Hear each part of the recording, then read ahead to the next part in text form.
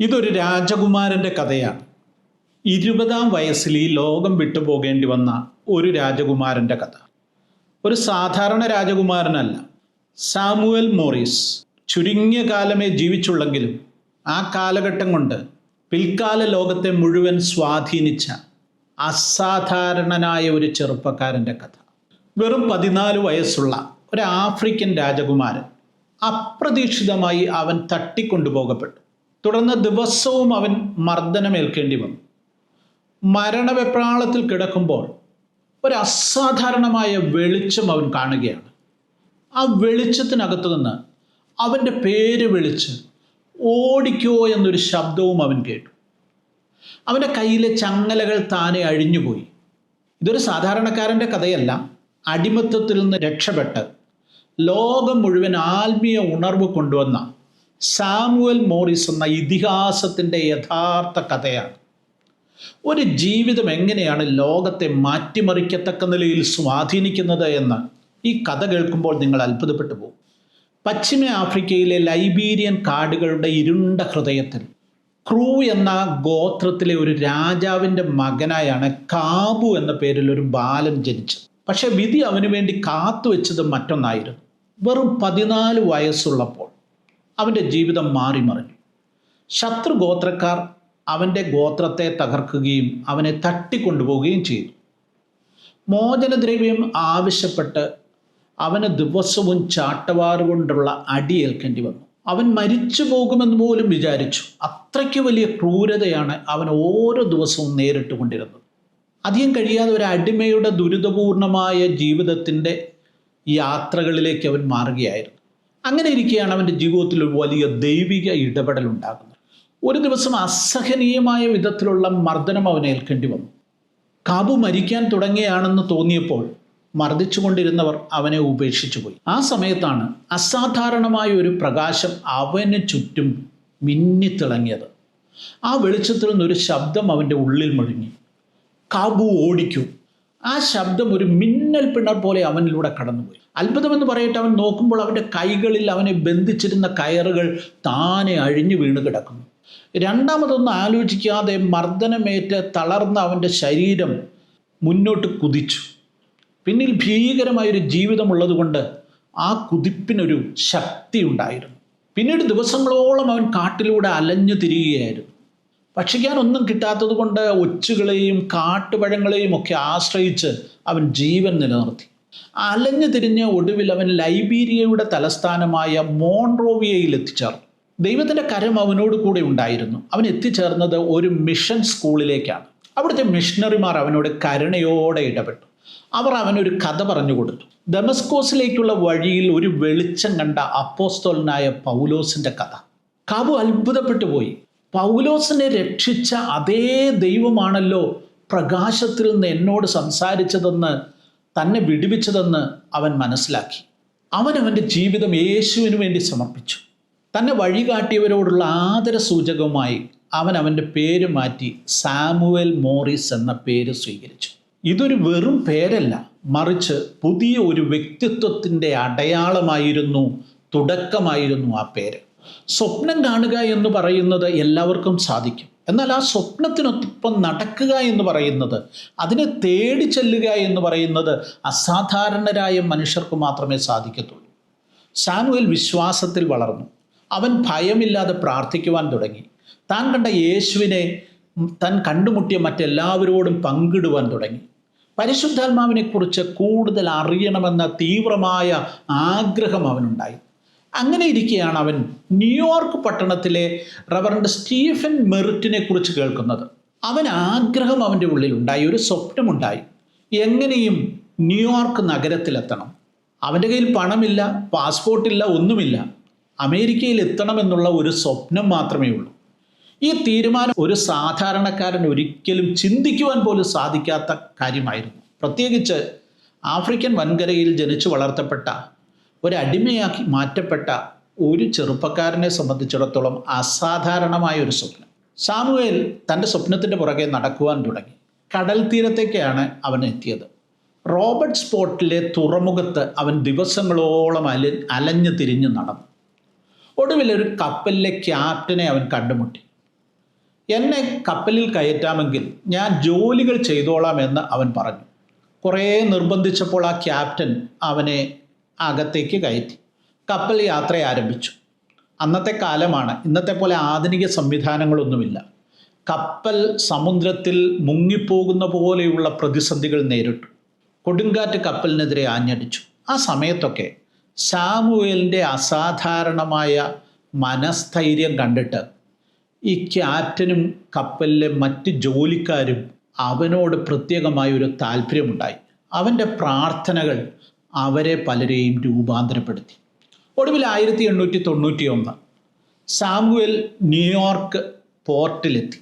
വിശ്വാസമല്ലാതെ മറ്റൊന്നും അവൻ്റെ കയ്യിലില്ല. ഒരു വിധത്തിൽ റവറൻഡ് മെറിറ്റിനെ തേടിപ്പിടിച്ചു. മെറിറ്റ് അവനെ സ്നേഹത്തോടെ സ്വീകരിച്ചു. അവനിലുള്ള അചഞ്ചലമായ വിശ്വാസത്തിൻ്റെ ആഴം മെറിറ്റിനെ അത്ഭുതപ്പെടുത്തി. താമസിയാതെ സാമുവേലിനെ ഇന്ത്യാനയിലെ ടൈലർ യൂണിവേഴ്സിറ്റി പ്രസിഡന്റ് ഡോക്ടർ താഡിയസ് റീഡിന് പരിചയപ്പെടുത്തി. സാമുവേലിൻ്റെ ജീവിതം മാറുകയാണ്. സാമുവേൽ മോറിസ് ഡിസംബറിൽ ടൈലറിലെത്തി. അവിടെ എത്തിയപ്പോൾ അധികാരികൾ അവനോട് ചോദിച്ചു, നിനക്ക് ഏത് മുറിയാണ് താമസിക്കുവാനായി വേണ്ടത്? അവന് ലളിതമായൊരു ഉത്തരമായിരുന്നു ഉണ്ടായിരുന്നത്. മറ്റാർക്കും വേണ്ടാത്ത ഒരു മുറിയുണ്ടെങ്കിൽ അതെനിക്ക് തന്നേക്കൂ. അവൻ്റെ എളിമയും ദൈവത്തിലുള്ള ആശ്രയവും അവിടെയുള്ള എല്ലാവരെയും ആകർഷിച്ചു. വളരെ പെട്ടെന്ന് തന്നെ ആ സ്ഥാപനത്തിൽ സാമുവേൽ മോറിസ് അസാധാരണമായ അംഗീകാരമുള്ള ഒരു വ്യക്തിയായി മാറ്റപ്പെട്ടു. ടൈലർ യൂണിവേഴ്സിറ്റിയിൽ സാമുവേലിൻ്റെ തീവ്രമായ പ്രാർത്ഥനകളും വേദപുസ്തകത്തെക്കുറിച്ചുള്ള ആഴത്തിലുള്ള അറിവും ഒരു ആത്മീയ ഉണർവിന് തന്നെ തിരികൊളുത്തി. അവൻ പലപ്പോഴും രാത്രി മുഴുവൻ ഇരുന്ന് പ്രാർത്ഥിച്ചു. അവൻ്റെ വിശ്വാസം സഹവിദ്യാർത്ഥികളെയും പ്രൊഫസർമാരെയും ഒക്കെ ഒരുപോലെ സ്വാധീനിച്ചു, അവരെ പ്രചോദിപ്പിച്ചു. ഇന്ത്യാനയിലെങ്ങുമുള്ള ആരാധനാലയങ്ങളിൽ പ്രസംഗിക്കുവാനായിട്ട് അവൻ ക്ഷണിക്കപ്പെട്ടു തുടങ്ങി. അവൻ പോയ എല്ലായിടത്തും ആളുകൾ അവൻ്റെ എളിമയും പ്രാർത്ഥനയും കണ്ട് അത്ഭുതപ്പെട്ടു. അവൻ്റെ സാന്നിധ്യം തന്നെ എല്ലാവർക്കും പ്രചോദനാത്മകമായ ഒരു മാറ്റത്തിന് കാരണമായി മാറി. പക്ഷേ ഇതൊന്നും അധികകാലം തുടർന്നില്ല. അവനെക്കുറിച്ചുള്ള ദൈവത്തിൻ്റെ പദ്ധതിയുടെ കാലഘട്ടം വളരെ ചെറുതായിരുന്നു. 1892 അവസാനം സാമുവേലിനൊരു ചെറിയ ജലദോഷമുണ്ടായി. താമസിയാതെ അത് ന്യൂമോണിയ ആയിട്ട് മാറി. പ്രാർത്ഥനകളും പരിചരണവും ഒക്കെ ഉണ്ടായിരുന്നെങ്കിലും അവൻ്റെ നില അനുദിനം വഷളായിക്കൊണ്ടിരുന്നു. 1893 മെയ് 12 വെറും 20 വയസ്സുള്ള സാമുവേൽ മോറിസ് താൻ സ്നേഹിച്ച കർത്താവിൻ്റെ സന്നിധിയിലേക്ക് സമാധാനത്തോടെ യാത്രയായി. അവൻ്റെ ശവസംസ്കാര ശുശ്രൂഷകളിൽ 100 കണക്കിന് ആളുകൾ പങ്കെടുത്തു. അവർക്കെല്ലാം പറയുവാനുണ്ടായിരുന്നത് സാമുവേൽ മോറിസ് തങ്ങളെ എങ്ങനെ സ്വാധീനിച്ചു എന്നുള്ളതായിരുന്നു. തങ്ങളുടെ ജീവിതത്തിൽ എങ്ങനെ അവൻ പോസിറ്റീവായി ഇടപെട്ടു എന്നുള്ളതായിരുന്നു.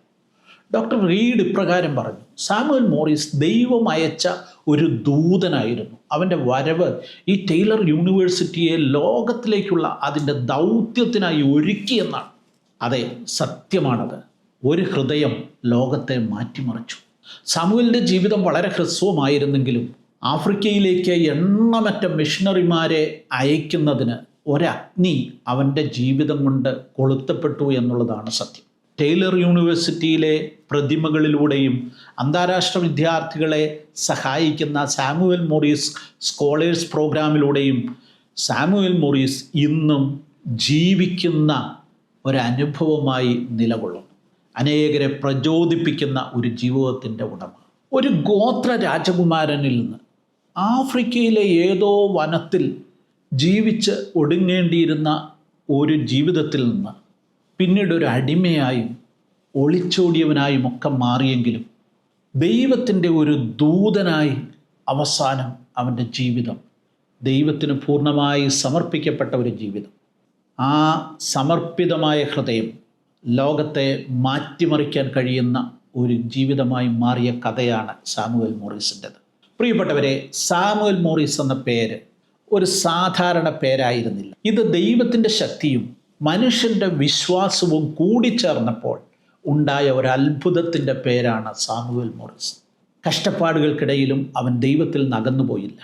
അവനിലൂടെ ദൈവം ലോകത്തിന് വെളിച്ചമായി മാറി.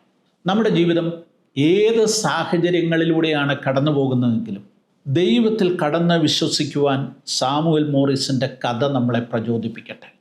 നിങ്ങളുടെ ഹൃദയവും ജീവിതവും പൂർണ്ണമായി ദൈവത്തിന് സമർപ്പിക്കുമ്പോൾ അവൻ്റെ കരങ്ങളിൽ നിങ്ങളൊരു അത്ഭുത ഉപകരണമായി മാറും.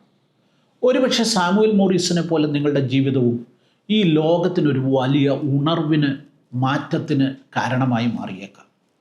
ഈ കഥ നിങ്ങളെ ധൈര്യത്തോടെ ജീവിക്കുവാനും ആഴത്തിൽ മറ്റുള്ളവരെ സ്നേഹിക്കുവാനും എല്ലാവർക്കും വേണ്ടി ജീവിക്കുവാനും യേശുവിനെ അനുഗമിക്കുവാനും പ്രചോദിപ്പിക്കട്ടെ എന്ന് പറഞ്ഞുകൊണ്ട് ഞാൻ അവസാനിപ്പിക്കട്ടെ.